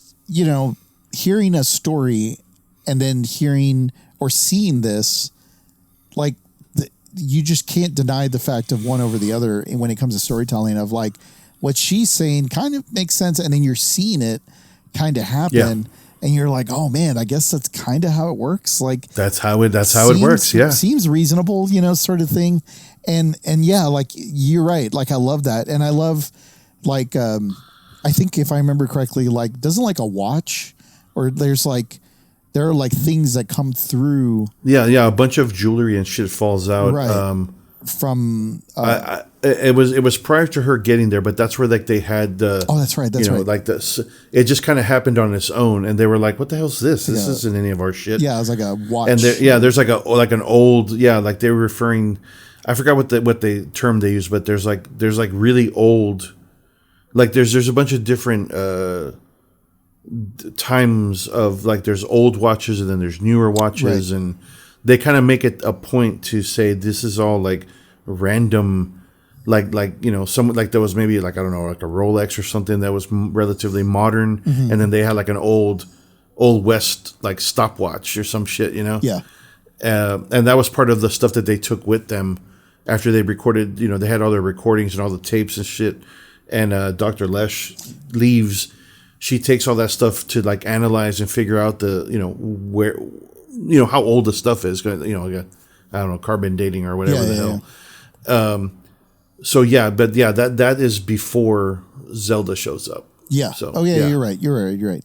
But it kind of goes into that lore, like you're saying, of like how the other side works and like the people that are there that are sort of lost or trapped and like. I think the beauty of a movie like this, and I think part of it too is the limitations, right, of what Industrial Light and Magic could do at the time. Like, I actually don't want to see what the other side looks like visualized. It's scarier, or it's more. I don't even know if I'd say scarier as much as it is. It's almost kind of like peaceful or very like cathartic to think about what it is, and like. They show you the two doorways, right? Of like when the mom goes in, and then when the mom comes out with Carol Ann, but like, and they're covered in goo, but like it's scarier to think about, especially with that bright light, just kind of blasting out of the closet. The only other funny thing I remember that is like Zelda is the one who's going to go through, and the mom is like, "What are you doing?" She's like, "I'm going to go in." And she's like, "You've never done that?" And then she's like, "What is it?" She says, "Neither have you." Yeah, she's like, "Oh, yeah, that's right." Like she's like, "You've never done this," and then the mom's like, "Neither have you." And she's like, "Good point. You're right. You go." You go. It's so matter of fact. I love it. Like that sequence is great, and then they're able to pull Carol Ann out. Through a whole sequence, of everybody kind of working together, and it's kind of funny because I forgot how much more movies after that, because it's like, they're out and things are great, and then they show them packing up and being like, we're gonna. It made me wonder. Yeah, it made me wonder why. Because they rush. Mom and Carol Ann to the tub, or to the tub, yeah. Well, the tub, and then they kind of like they close the door and it's like, oh, happy family reunited, And then Zelda has that moment where she looks in the camera and she's like, "This house is clean." Yeah. And I was like, "Well, is it though?" Yeah. You know what I mean? Because like all they did was escape, but that doesn't change the fact that there's still two doorways to the other side. Right. Like it didn't in the house. So like I remember going, and I did that too because I was like, okay, the traumatic scene that I remember hasn't happened yet, but they saved the girl, so there's still obviously more movie. But like at that point, I'm like, why the fuck would you still be in the house? Yeah. You know what I mean? There is almost like 30 minutes of movie left after that sequence. And it's almost like I don't know if it's like I would say beautifully done, but it is masterfully done in that, again, the music and everything like sets you in a like, hey, everything's okay because the parents weren't able to really take care of it, but they kind of did. And then, Zelda was able to do her thing and she's clearly the expert here. So you fall into this false safety of like, yeah, it's over. Thank God. Like, thank God, everybody's okay. Everything's better. They talk about how like they already show them packing and getting all their stuff out. And they're talking about how like we'll go to your mom's or, we can whatever. But they fall into that safe, like, no, it's fine. I got to go up to the office to basically tell my boss to shove it up his ass because I'm quitting. And we'll find a way. We're going to make it work. So it's a very family moment of like, I don't know what we're going to do, but I know that leaving is the right thing to do. Yeah, and we're not doing it here. Right. And all of us as like viewers are like, oh, thank God. Like they are doing the right thing. This is the right thing. And one more night shouldn't hurt. Like, well, and that's the dumbest shit. Yeah, it's the dumbest fucking move. Like, bro, if you can afford like movers, then you can afford a night at the Motel 6 or whatever. Anywhere. Yeah. Anywhere. Like anywhere but there.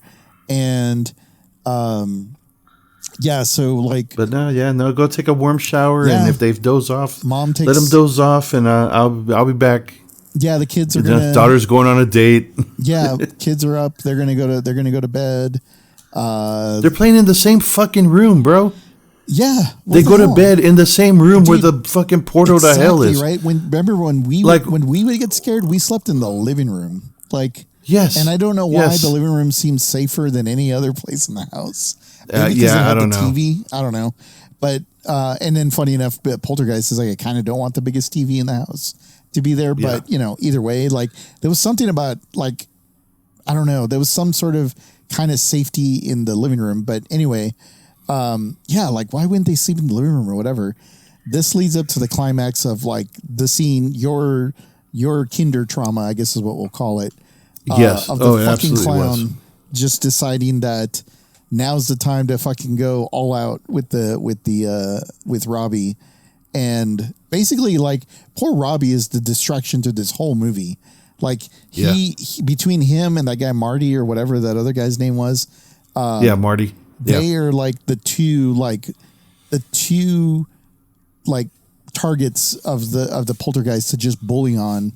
And the fucking clown just goes to town on, that's where we see the classic move, right? Where it's like, he puts his head underneath the bed and there's nothing underneath the bed. And then as soon as he comes up from underneath the bed, there's the goddamn clown with the fucking with the long ass arms and kind of wraps around his neck. Yeah, like the UFC choke out like, on the back end. Yep, and it just laughs as he pulls him under the bed. Man, God damn.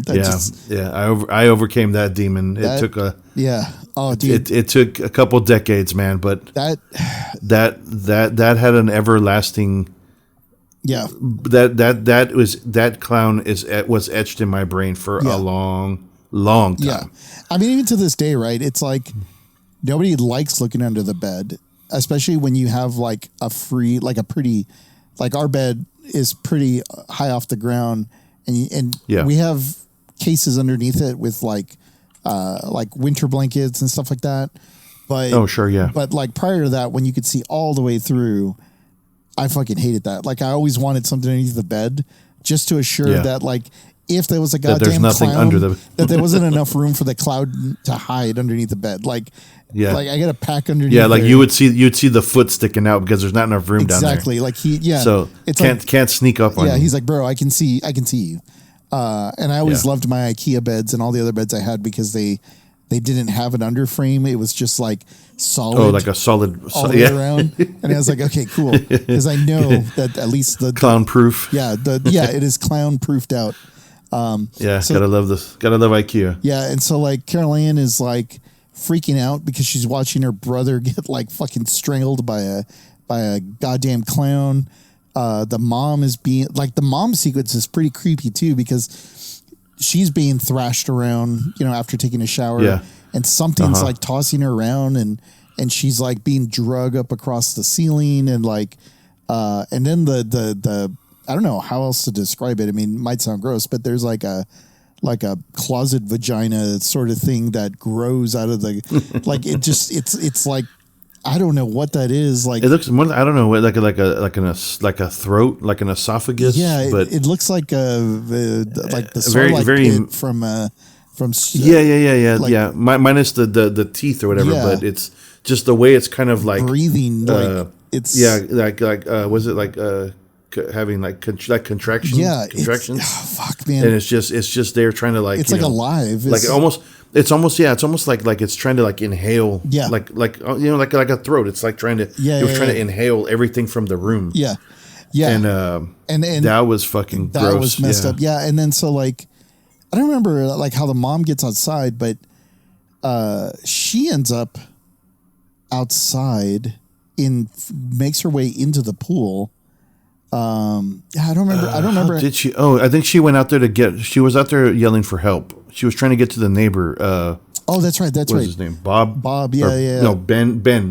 I think it was. Oh yeah, the neighbor that they had a remote control tussle with. Yeah. Oh yeah. It was Ben. Yeah. Ben Tuthill. Yeah, and so like that's right. She goes out there and she's trying to get help, but she falls into because it's storming again.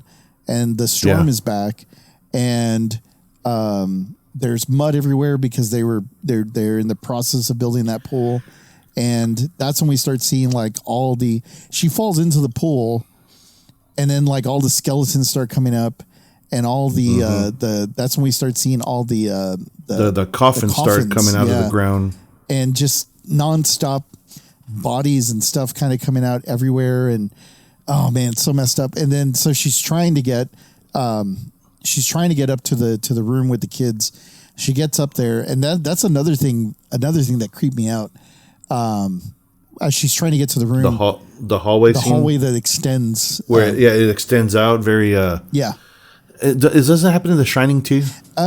It's in The Shining. It happened. Well, it's I forgot what it's called.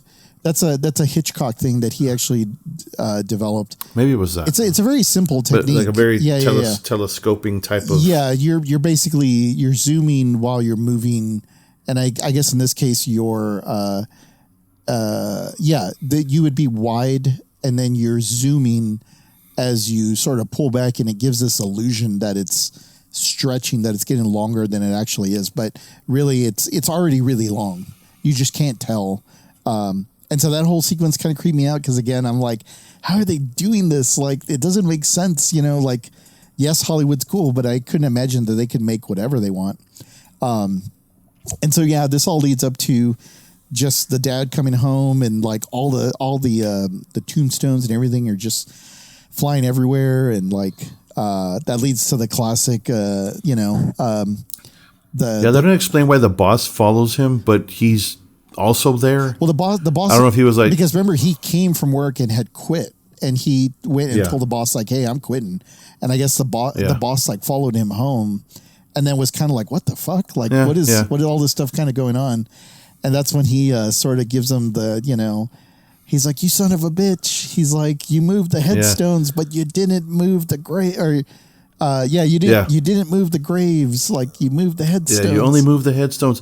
Yeah, and that scream. Again, that scream in the end where he's like, why? Yeah, like he says it in the most real like losing his mind, like a losing his mind. Yeah. Yeah. And I remembered that also. Like it was so, like that moment of just that was almost like it, like you said, some of this shit was like at our age that we shouldn't have watched this. Yeah. If you had told me it was a documentary, I would have believed Yeah. you. Oh yeah. Because the emotions that these actors in the right scenes put out was great. It's authentic. And like that scene, Yeah. I remember that scene where like you don't even see Craig T. Nelson's face. Yeah. You see the boss's face, and he's got that look of, oh my God, like a guy who's lost it Yeah. is yelling at him. So I mean, I wouldn't be surprised if it was like off the cuff or slightly off script, and you know, like if that was a legitimate reaction to Craig Yeah. T. Nelson in his face, freaking out. you know, Yeah. I wouldn't be surprised because that shit looks so authentic, and that sound of a guy who's lost it, Yeah. all that shit was fucking amazing. Yep. Yeah, and so that leads to the family just getting the fuck out. They literally just get out of the house. They grab all the kids and they run out, and they get into the car. The daughter is getting home from her date just in time to see the entire neighborhood going to shit. There's tombstones shooting up like I don't know. They just look like groundhogs just popping out of the ground. And the coffins start coming out across the street. It knocks off the fire hydrant. Oh yeah, there's shit flying everywhere. It knocks it turns that VW bug on its you know, like it turns it over. Yeah. The whole kit and caboodle is just chaos, and it leads up to the kind of grand finale, I guess. It's the grand finale, and then there's a little like funny jab at the end, but like the house like literally just vortexes and collapses and falls into like, I guess like a portal of some kind. I guess it goes into the other side. I guess it goes into the Yeah. It has to. Which is just, it's crazy. And then like the whole lot is literally been like the lot is like, Zelda was not kidding when she said this house is clean. I think she meant like literally the house is clean because it is gone. Like it is just it is gone to the other side. So at least maybe the people that are caught on the other side have at least an 80s style house that they can live in, you know, or something. But yeah, and so they finally make their way to a very maybe what do you call it, product placement. And maybe it wasn't intentional in the 80s, but that very classic hotel sign, the Holiday Inn with all the neon on it that they pull into. And they just walk into the room. And I know a number of times that I don't think we ever stayed at a Holiday Inn, but we definitely stayed at Motel 6s, and they had a very similar look. And it's like all those, you know, stacked doors facing out. And so seeing them walk up to that door and opening the door, it's like, man, so many times when you still had to have a key to open like your hotel door, and you see them walk in, they close the curtains, and then the door closes, and then like maybe like 2 Mississippis after that, the door opens and the TV just comes out. And I love what punctuates that is that music again, like it, and then the music kicks in. Again, the very lullaby, very and this, it was funny. This time I listened to the very end, like I watched all the credits all the way to the very end, and the very last thing you hear before it, like the last credits play and it goes up, are little children laughing, like just like he like that adds like a choir of kids laughing, and I was like, fuck that, like. And I turned that off because I was just like, oh man, I didn't know that was there, and that's a bunch of bullshit. Like, but oh man, this movie was just man, it's so good. So yeah, that's 1982's Poltergeist. Is there anything else you wanted to mention or kind of drop before we make a decision here on Top Shelf? No. I really enjoyed watching this again. Yeah. This is it was a good choice. I initially, because I didn't, it totally, I guess maybe because I chose to forget this movie, but when we brought it up, I was like, you know what? Yes, let's do this. Yeah. It's been a while. It's been a long while, and I'm not afraid to let my feet dangle off the bed no more. So let's do this. Yep. Okay. Before we decide whether this is a Top Shelf video or not, I had you watch a little something that I had actually seen before. There's a show on I want to say it's on Disney Plus, and it's like the history of industrial light and magic, like from its very beginning to like where it is nowadays. And it's not like a making of Star Wars as much as it is about like special effects, but obviously it starts with Star Wars because that's where industrial light and magic happens. But then after the first, I don't know, it's like the first episode or two, they kind of move beyond like the what built industrial light and magic, which is Star Wars, and they start talking about like, well, we wanted, like, part of what these guys could do was movie magic, and it's in the name. And they talk about how they worked on other movies, and there was something they had to do in order to maintain, their budgets and all that stuff or whatever. And so it was funny because like in one of the latter episodes, they talk about Poltergeist, and I was like, oh shit! I was like, they did Poltergeist, and I was like, I guess it makes sense.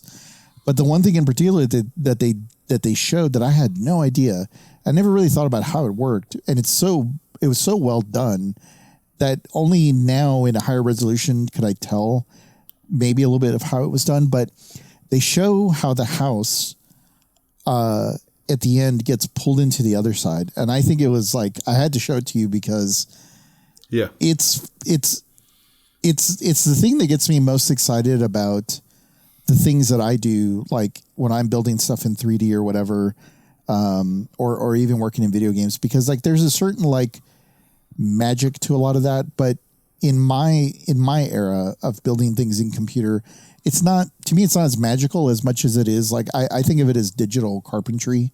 Like we still have to think about how we do things in a way that an architect or whatever would do things. But we just build them in 3D space. And so we don't have to worry about getting blisters. We don't have to worry about this or that. If we want to build something or explode something or, erect half of it and then implode the other half of it or whatever, there's all kinds of code and scripts and things that we can do. So it always kind of had me thinking, like, how do they do some of these things when they had to be more practical?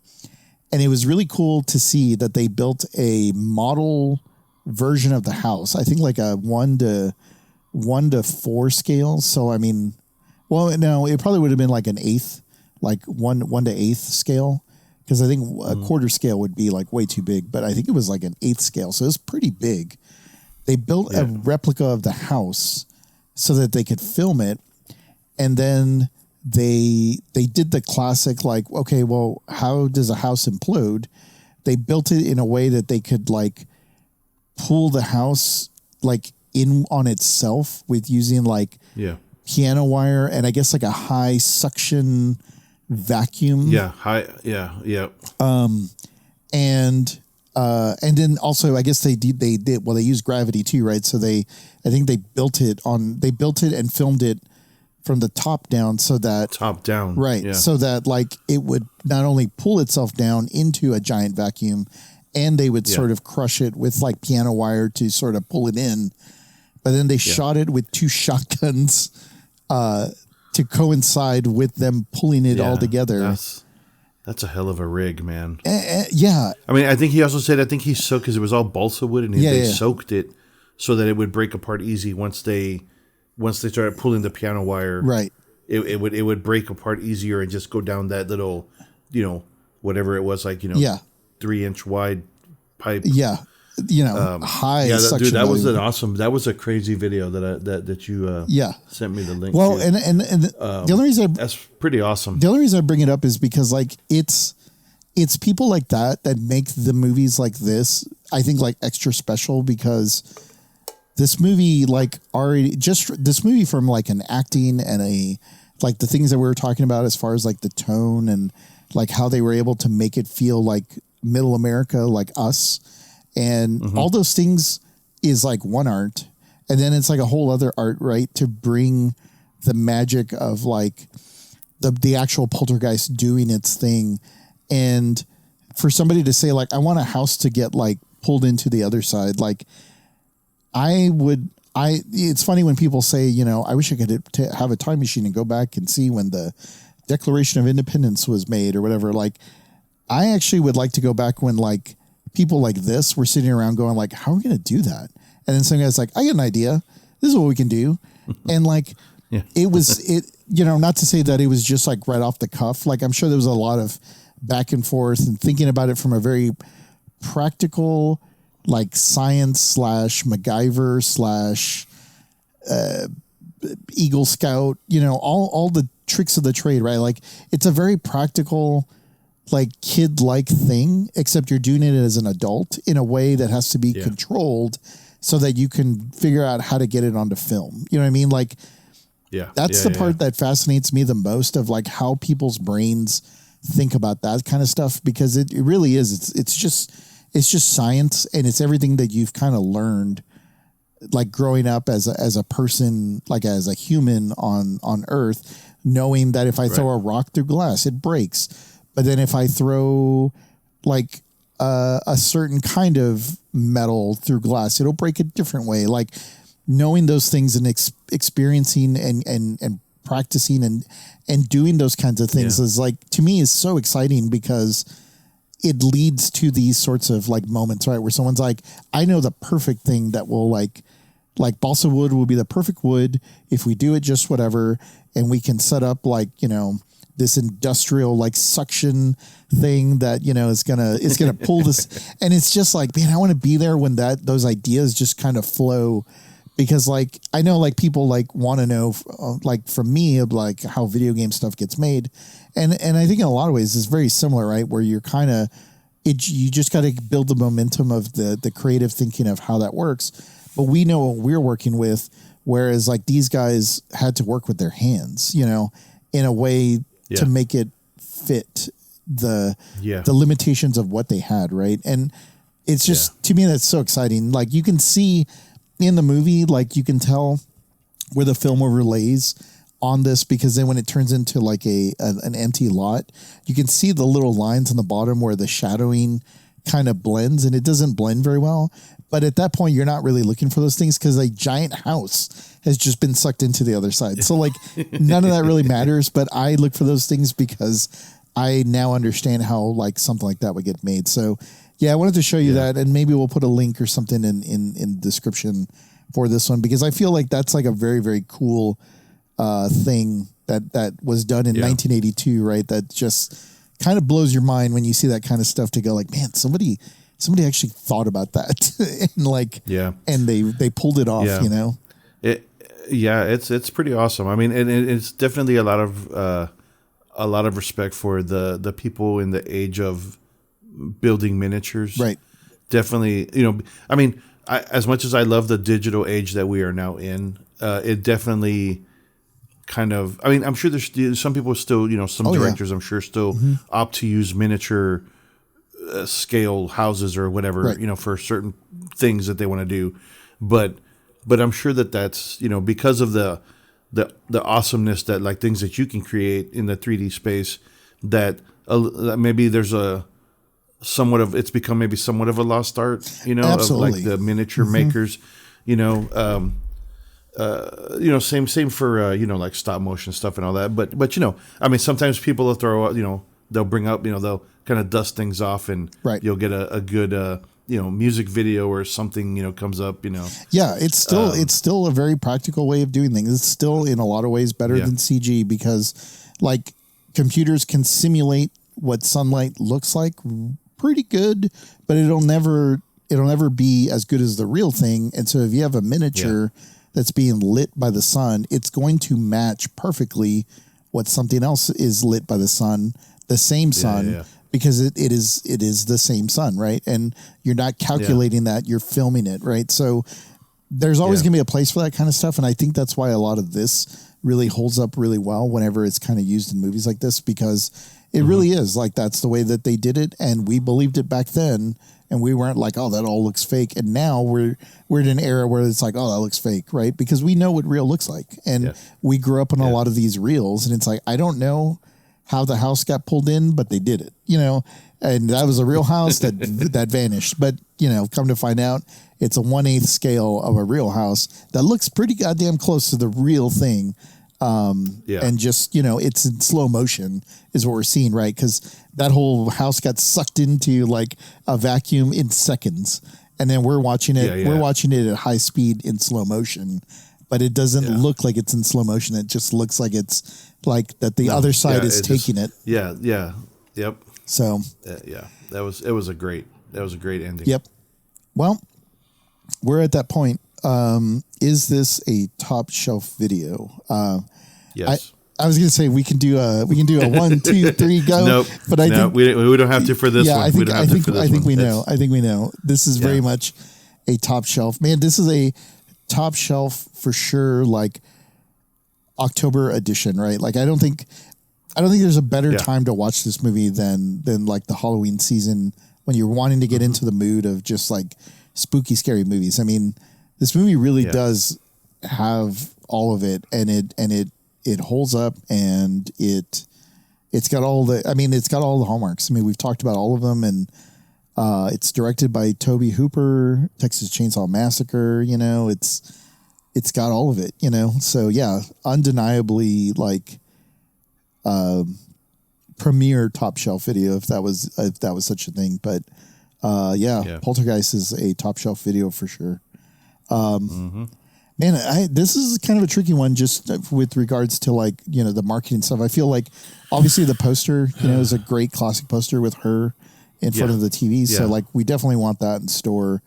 I don't know. Like kind of playing off of the Phantasm theme from last week. Like I think like a little TV that has like a little LED in it that has like a flickering LED in it and has like a static in front of it could be kind of a cool like Christmas tree decoration or like a little accessory that you could have in your house. But it's got to be one of those big giant like TVs that they had, like the giant console TVs like we had that are like 6,000 pounds and made of mostly wood and you know kind of has the tube in the middle.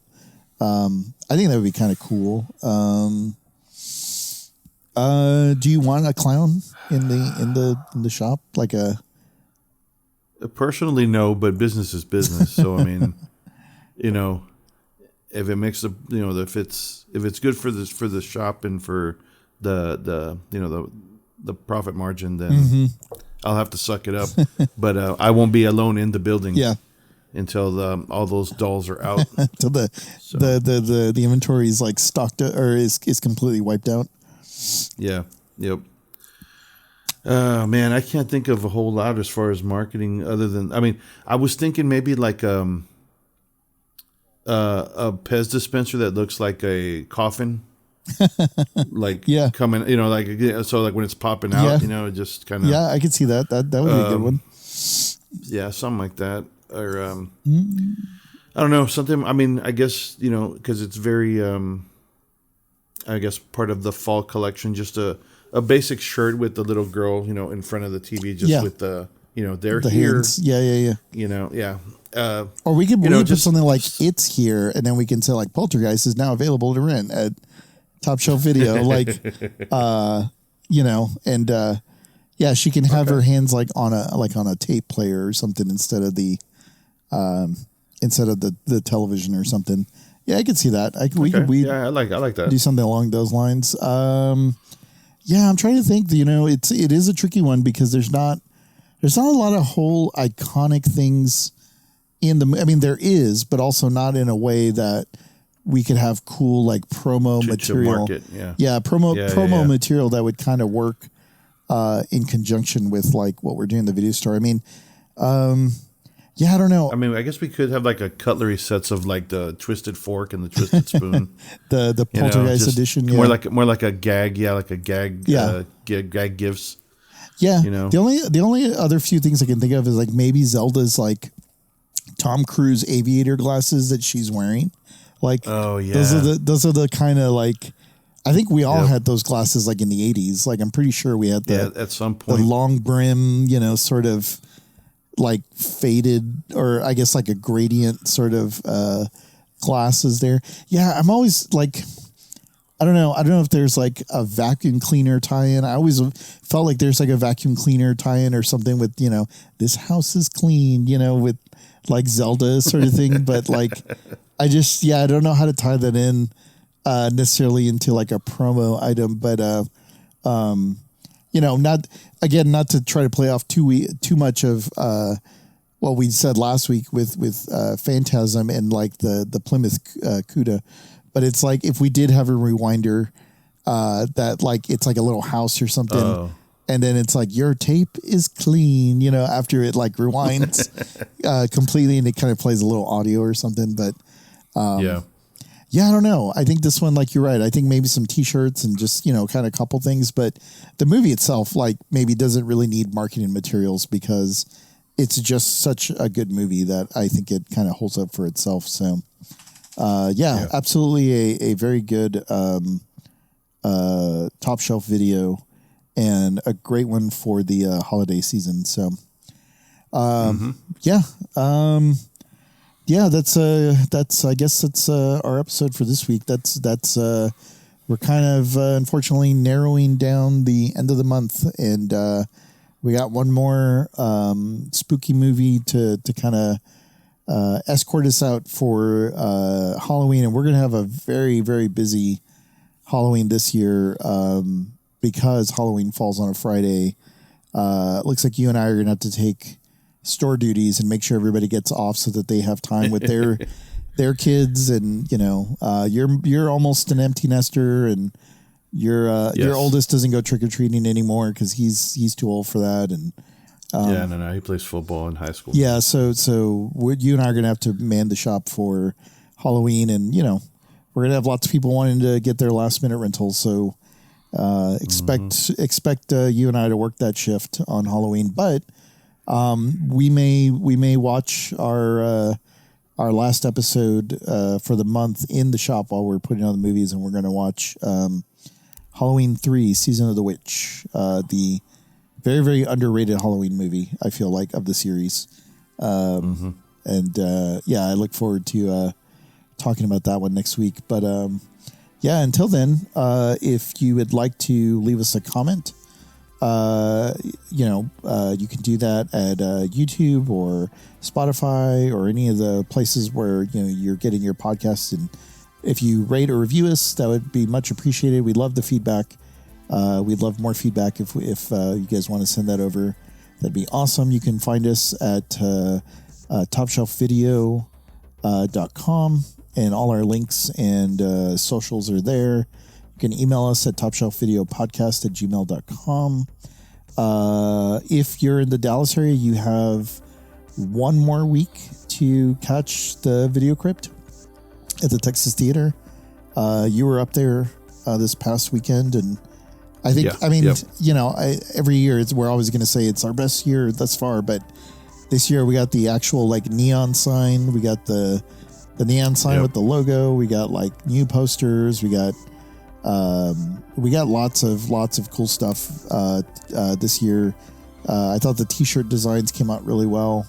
The T-shirt, really, I really like it, and you can get stickers from our podcast. You can get the stickers from the Video Crypt, Top Shelf Video, or you can get some Dallas VHS swap stickers while you're there. It kind of supports us. We got some cool things that are coming down the road in the next Video Crypt next year, but also a couple other things that I think we're going to try to work on that we were talking about just today. So Yeah, if you're hearing this and you're in the area, swing down, come check us out. I'll be up there for a few more nights, and so we'd love to talk movies. But yeah, I think it's time to put away some of the inventory for tonight. It might want to leave all the lights on until the very last minute before we have to leave the shop. Yeah, I think it's like I said when we started this podcast, I don't know where this building was built on top of before we left, but hopefully it was just an empty lot prior to them building this building in maybe an old landfill, maybe not a burial ground. Yeah, I'd be okay with junk. I'll take a landfill. I'll take a landfill over like any sort of burial ground. But all right, well then, if you want to, do you want to take the back door? If I'm going to take the front door, I mean, yeah, I guess. Okay. All right, well then, you go ahead and do that, and we'll go ahead and close up for tonight, and then we will catch everybody at the next work shift. Yep. Check under your beds. And don't let your feet dangle. All right. That's all I got to say. All right. See ya. All right. See ya.